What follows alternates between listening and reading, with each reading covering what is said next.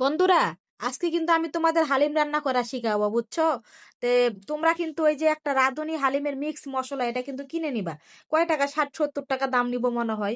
প্যাকেটটা কিন্তু দেখতে অল্প, বুঝছো, কিন্তু এটা না অনেকগুলো হয়, রান্না করলে অনেকগুলো, 6-7 জন মানুষ খাওয়া যাবে। আমরা 2 জন মানুষ, তো আমরা 2 দিন ধরে খাইছিলাম, জানেন না, অনেকগুলো হয়ে গেছিল।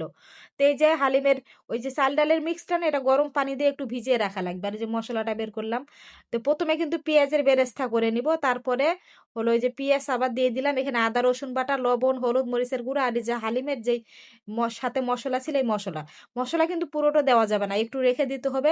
যখন হালিমটা রান্না কমপ্লিট হয়ে যাবে, তারপরে এটা কিন্তু লাস্টের দিকে একটু বাকিটুকু দিয়ে দিতে হয়। তোমরাও কিন্তু একটু রেখে দিও, বুঝছো, সবটুকু জানে দিয়ে দিও না। তারপরে যখন মাংসটা রান্না করা হয়ে যাবে, ওই যে হালিমের চাল ডালের মিক্সটা এটা দিয়ে দিবা, দিয়ে সুন্দর করে নাড়াচাড়া করার পরে যে পানি দিয়ে দিবা। দেখো আমার হালিমটা কিন্তু কমপ্লিট, কত সুন্দর হয়েছিল। আর এই যে পেঁয়াজের বেরেস্তা, শসা, লেবু, এই হলো আমাদের মজা।